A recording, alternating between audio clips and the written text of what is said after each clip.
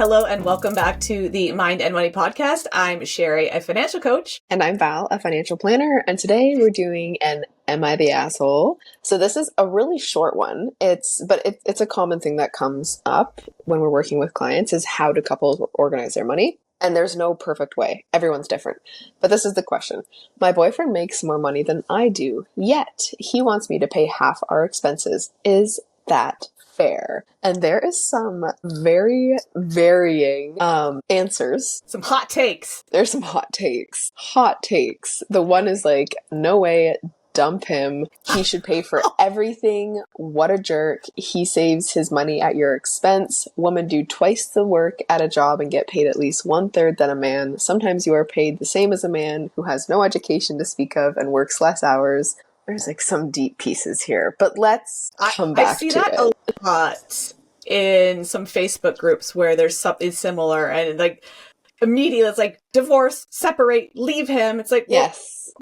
Okay. Like hold on. Let's dive into this a little more. Maybe he just doesn't know like what makes the most sense. And maybe that's what somebody else did or what somebody told him. And yeah, it can get down to the extreme part of like financial abuse. If you try and talk to a spouse or partner about changing the way you do things and like, no, get bent. This is the way we're doing it. You live in this house the same as I do. Why should you pay less than I do? And in those cases, like those are definite red flags. If the person is not open to negotiate, then like that's like a bigger issue onto itself. It's like, okay, there's something you need to reflect on here. And if you're living with a spouse or partner and somebody you're supposed to love and is supposed to love you, it's different than if you're living with a roommate. Like if you have a 2-bedroom apartment with a roommate, then 50-50 makes sense if you're both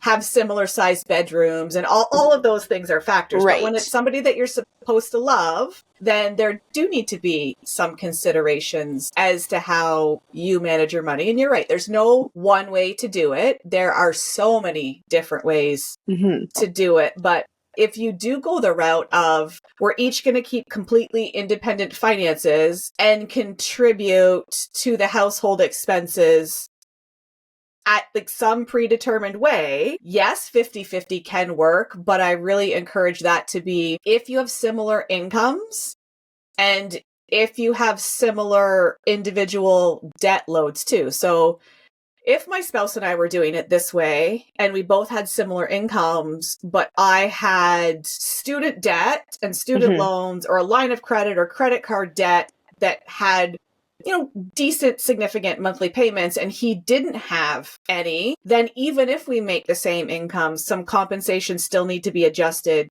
for that.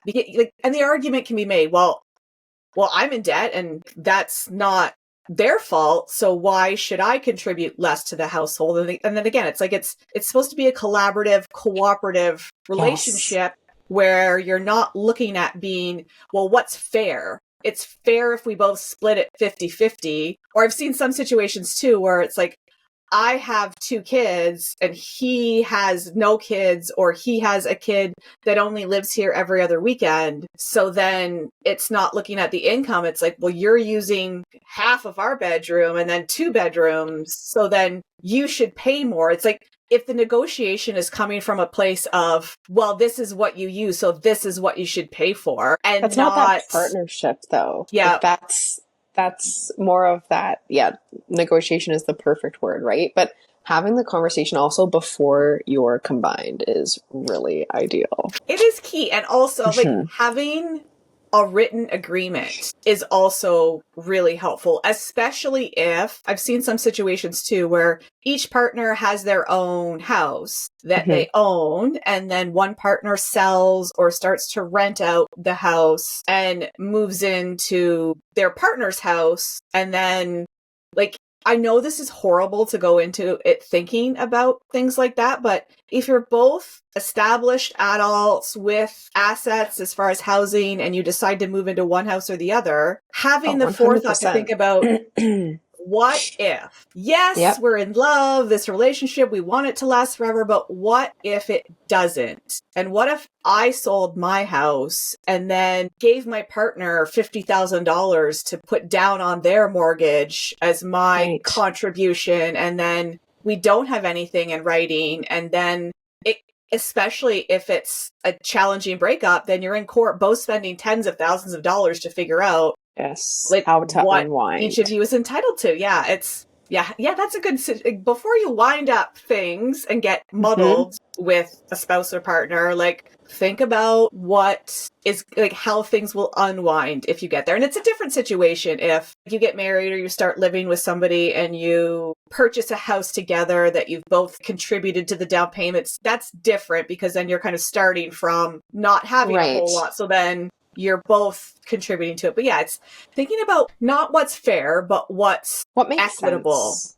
Yes. What makes sense so that you can both be contributing in a way towards the household. Another way that I've had people look at it before too is how does the split work so that we both have a similar amount of like leftover income. Money?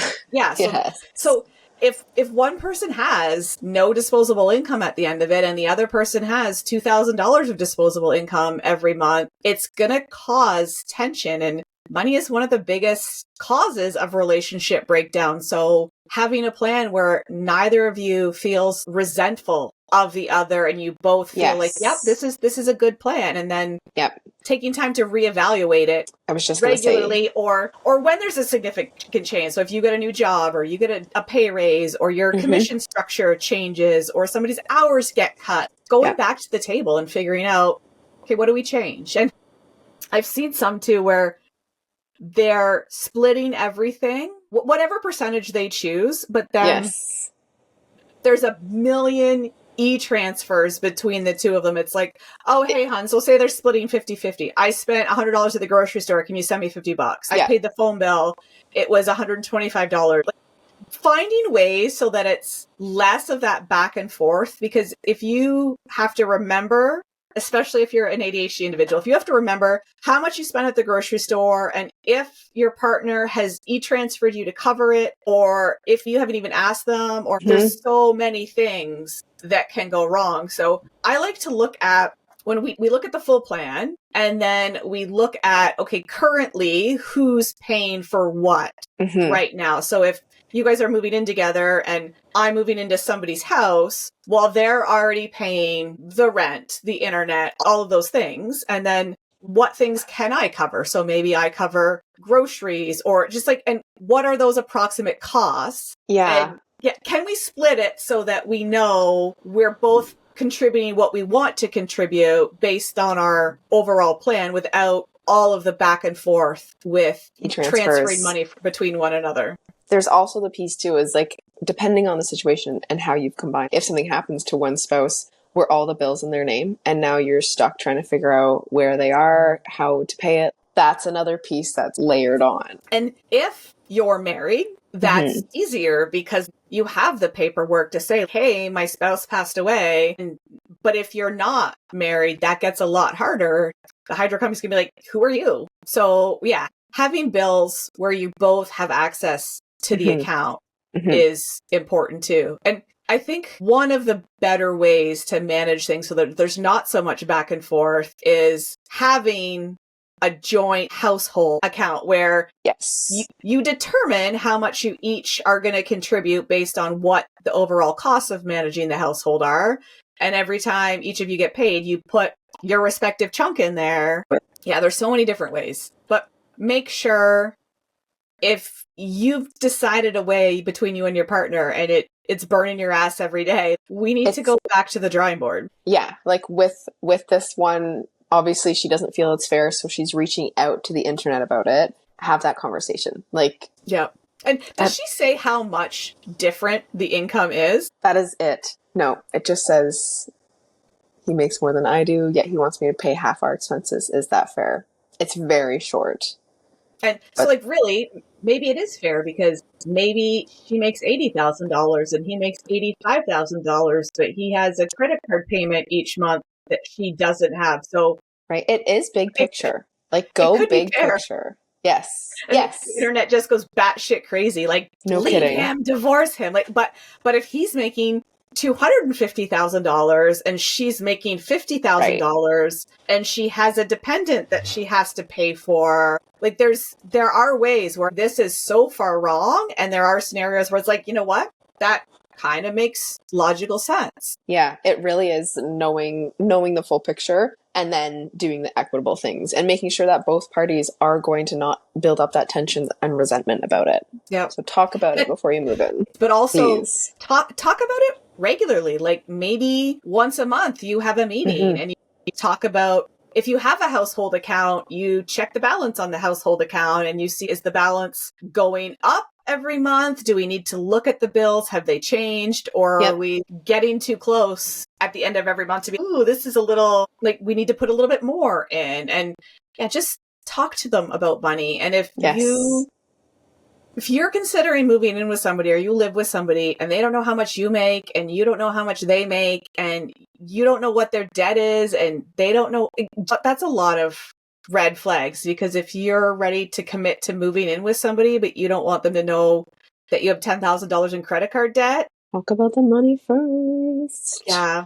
Please. And I know it's scary, but it's less better. scary than carrying that secret. Yes. Yeah. Fear grows in the dark and shame grows in the dark. And if there is longevity to the relationship and you move in with somebody, they're eventually going to find out that you're trying to hide debt from them. And I've heard and seen some pretty sketch stuff from some mortgage brokers where, like, if you live with somebody and you eventually want to buy a house and you're both applying for the mortgage together, they're going to find out anything you've been trying to hide, because the mortgage broker needs to see all the things. And if you have a debt that you've, like, been missing payments on, or you're close to the limit or over the limit on a credit card, that's going to potentially hold you and your partner back from qualifying for a mortgage. And tell me that's not a really shitty time for somebody to find out about it. Yeah.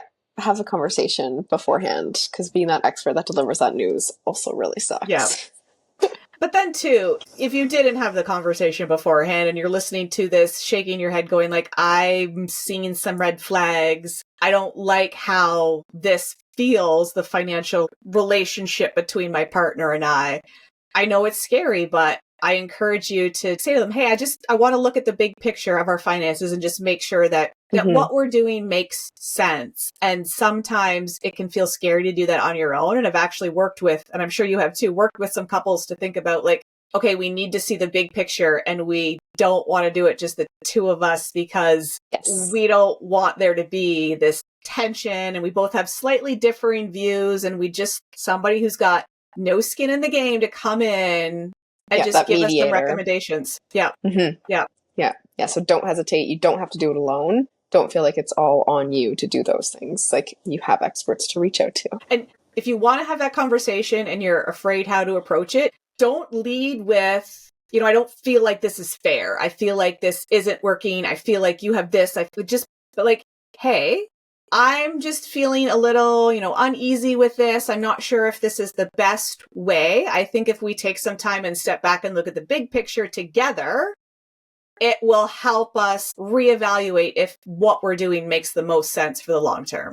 Yeah, don't start on the attack. No, never goes well. It never goes well. And just, like, be open and be honest. And if you've got a financial secret that's hiding in the closet, like some debt or anything, just think about how you would feel if the other person was in that situation, and what approach would help you best understand and deal with that from a gaining that knowledge perspective. So if somebody's like, you don't want to just, like, rip off the Band-Aid. Hey, by the way, I've got $10,000 in credit card debt. Like, hey, I've got something I want to share with you, and it makes me a little nervous, and I, feel some shame and fear around it, but it's important. And hopefully they take it well, but getting it out of the dark is really important. Step one. Yes. So we don't have an answer if this person is the asshole or not, because we don't know enough about their situation, but it gave us a good talking point. We hope that you took something from this conversation. You feel less alone,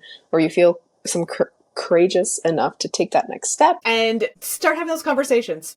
There's not enough conversations going on about money, and Val and I get to see a lot of people's reality. And the reality is that if you're carrying debt, or you're feeling challenged with how to manage your money, or you think you're overspending, or you know you're overspending, you're not alone. Somebody around you is feeling the exact same thing, and they're also holding it in the dark. So let's pull back the curtains and start having more of those money conversations. You said it. We can't wait to see you next time, and thank you for listening to the Mind and Money podcast.